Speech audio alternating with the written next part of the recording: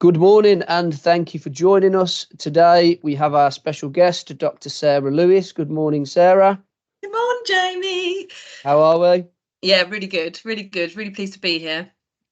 So Sarah's going to talk a little bit about the projects that she's involved in. Sarah is the director and founder of Penal Reform Solutions and Grow and Transform Belong. So she's going to go into the sorts of projects that they've run previously. She's going to go into the projects that they've got coming up and what they're involved in at the moment and how that can help and support people within probation. So Sarah, if you tell us a little bit about Penal Reform Solutions to start with. Yeah, absolutely. Go on, sorry, Jamie. Yeah, No, absolutely. So I started Penal Reform Solutions back in 2016. So my backstory is very much situated in probation. My heart was in probation. I started working there back in 2004. And did programs, worked in prisons, and yeah, just loved my job essentially. Went in to do some training of probation officers at the University of Portsmouth, and then with that went to Norway, which was my kind of deal breaker. That's where I absolute kind of changed my identity in terms of what I wanted to do regarding kind of penal reform. So I set up Penal Reform Solutions in 2016, and the whole aim was to look at what I learned from Norway and how I could apply that in a really meaningful way to a lot of the challenges that we were facing across criminal justice at that time, and started a prison project at Guy's Marsh, which was all around culture change involving the people that worked and lived there. And I guess, yeah, the rest is kind of history. So we kind of do quite a lot of work in PRS. We do stuff, a lot of international work. So we've just finished some really awesome stuff in Romania, co-creating kind of therapeutic programs for people who are socially excluded, people who identify as part of the Roma community, and people who are unable to read and write. So how we can apply and change and co-create programs that are meaningful for those kind of groups. So yeah, do a lot of international stuff. We've been to Hong Kong, we do stuff in the Middle East. I'm in Albania in a women's prison there.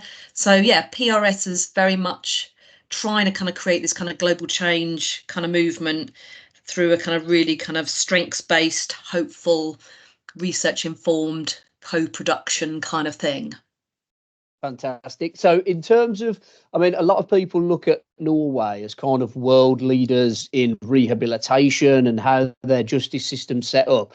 What was it in particular that kind of sparked you, and what did you see that made you set up Penal Reform Solutions? Yeah, to be honest, I was told to. So three guys in prison that I worked with during a kind of 3-year project. I was on my last day of the research, which was looking at if we could capture what was exceptional about these prisons, what made them most meaningful and what supported growth, what would that look like? So it wasn't really looking at rehabilitation, it was looking at growing people, and that included the staff and families and communities, as well as the people that were living there. So I struggle a little bit with rehabilitation because I kind of think we need to focus on practitioners as well. Practitioners do the best with the resources they have, and if they are really tired and have compassion fatigue, for example, they're not able to serve the way that they would maybe want to. So for us, it's very much about people who live in prison and people who work in prison are equally important, I guess, within prison reform, and penal reform more broadly, really. But yeah, these three guys met me at the end of the project and just said, I think you need to, you've got responsibility now. We've given you all this wonderful knowledge about what makes a kind of growth focused environment. You need to go and do something with it. So I think you need to quit your job and go back to, and do some frontline stuff. So yeah, based on that really alone, I kind of got home and I resigned from the university, and then set up on my own without really any business salve, just a massive heart and loads of hope and lots of research to share, I guess, in terms of how we could maybe make a difference together. Fantastic. And what you said is absolutely right. There's some great work that goes on in prisons. There's some great work that goes on in probation, and the staff are at the forefront of that, and they've got a very difficult job. It can be really rewarding. I'd imagine it can be very frustrating at times as well. And it's about the growth of staff in order to grow the mindset and improve situations for people that are in the criminal justice system. And we've got kind of a golden thread running through all these talks about how communication, collaboration, and consistency can help to guide and grow culture change within the system. So if you're doing a lot of work abroad, which obviously then you can bring back to the UK.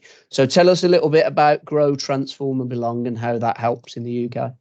Yeah, so Grow, Transform, Belong started off as is a community interest company at the moment. So we founded that, it's got to be 2 years this summer. It was very much focusing on the heart of the work that we did, so our social impact stuff. So I would say Penal Reform Solutions is that kind of evidence-based, robust, international kind of stuff. And GTB is very much more around, social activism, compassion, prison reform, campaigning, raising awareness, prevention work. So we deliver preventative programs in schools. And again, that was something that came through from one of our guys, one of our staff that said, you know what, we need to be doing some stuff in schools. So with that, we people can put things on the table, I guess, in our organisation. So issues that are close to their heart, we kind of put them on the table, and then with that, we work with them. So our prevention work has got people with lived experience and people with probation kind of program delivery experience. They co-created and co-facilitate a program, 6-week program in schools for people at risk of exclusion, knowing what we know about the school prison pipeline. We also do our growth work. So our culture work is all through Grow, Transform, Belong. So we're currently in, I think, 8 prisons in the UK. We've also just rolled out leadership and growth sessions across all approved premises nationally. So we've just been doing that with a wonderful guy called Simon Cornelius, and doing a kind of roadshow. So going into different approved premises to look at rehabilitative activities and how we can create greater kind of meaningful work, not only for the residents, but for the staff. We're also doing our app, which I'll tell you about in a bit, which is separate to GTB. But yeah, GTB is very much about how can we raise awareness and, campaigning. I think penal reform has to take place in the community, because in terms of this kind of counter narrative around media at the moment, practitioners are being thrown under the bus and shamed and named. People in prison are getting thrown, and exposed in terms of their worst mistakes, but not being celebrated for the rehabilitation. And we want to change that. So that's how Justice 2.0 all came about in Fantastic. terms of our campaign. Okay, so you've got work going on in schools, which is all the preventative stuff. You've got work going on in prisons, which I've seen firsthand myself, which is fantastic. It's involving inmates, it's involving staff, and it's looking at how they can grow together and create a better space for people to be rehabilitated in. Justice 2.0 is the work that you're doing in the probation space right now. So you can just expand a little bit on that, please. Yeah, so Justice 2.0 is all about upgrading justice. So our argument is, and we're trying to pull people together and collaborate on this. So if you want to get involved, please do have a look at Grow, Transform, Belong website. We have a tab there which talks a little bit more about the movement. So this is very much about how we can have a shared language, how we can come together with shared values and what we want to see in our criminal justice system for the people that live there, for the people that work there and who are impacted by criminal justice. So Justice 2.0 is the upgrade. So Justice 1.0 are all of the things which I guess I've maybe touched on. So how prison essentially is harmful and toxic and can bring out the worst in people and cause harm to those that live and work there. That would be associated with Justice 1.0. So not effective rehabilitation, not effective punishment, if we're going to look at it like that. Stuff that isn't necessarily evidence-based, and that's not necessarily about, having the gold standard, but very much about, has it got the right approach in terms of strengths-based, supporting identity transformation, looking at, I guess, the recent literature around why people change and how people change effectively.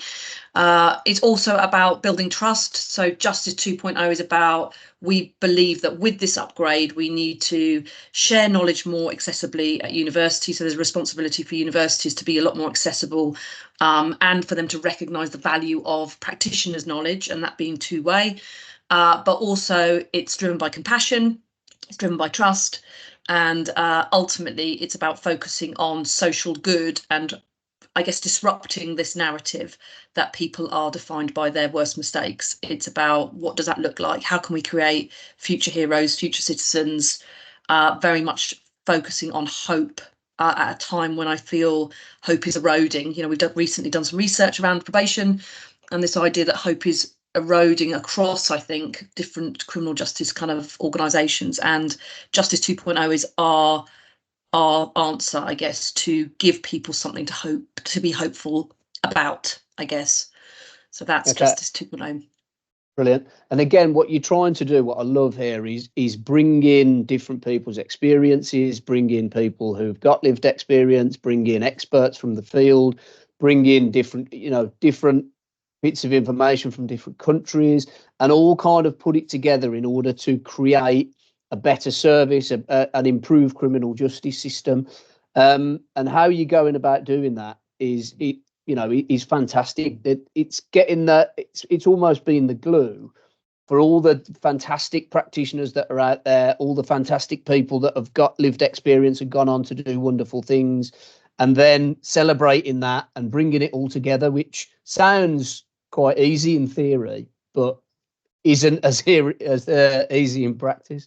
Yeah, absolutely. And I think there's so much there. I think there's so many people that can support, like, I guess my dad's a really great, good example of that he helps with some of the guys that come out. So we offer a kind of mentoring program for people that come out of prison to help with reintegration.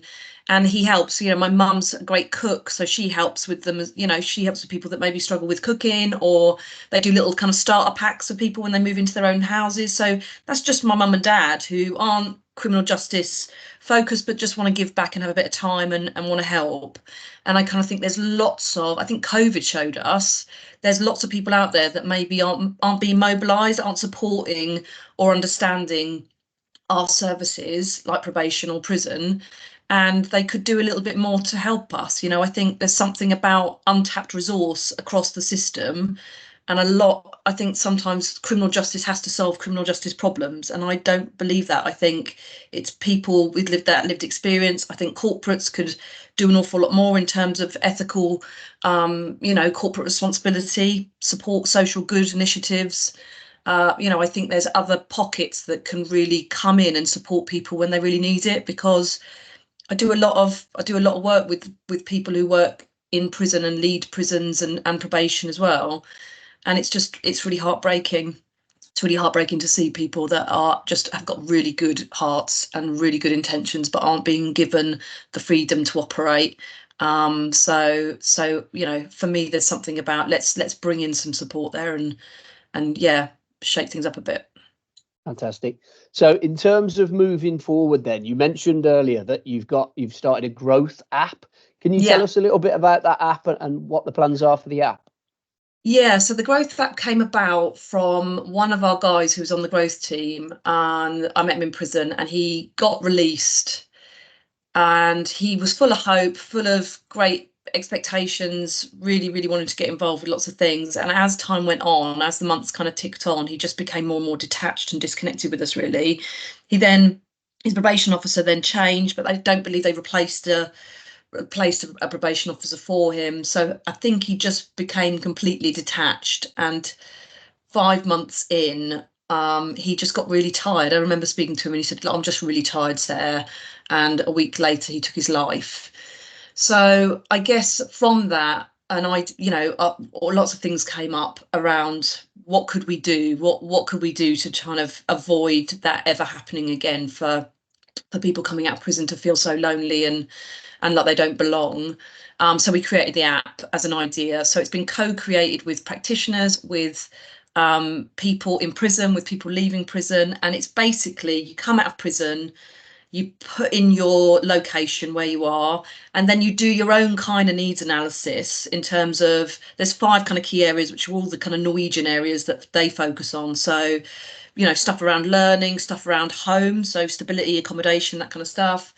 Relationships, so what your relationships kind of like. So you go through those like really kind of quick quizzes, I guess, and then with that it generates a roadmap for you, like a growth roadmap, and says these are the things that could be done as a result of that, and in your area here's a map, and these are all the things that you can access to fulfill these milestones if you choose to do them. Within that, you can then access all of the providers through the app. So you can just have, all of your charities, let's say, or your contacts. You can invite a buddy. So you can say, right, okay, Jamie's my buddy. He's going to support me when I come out of prison.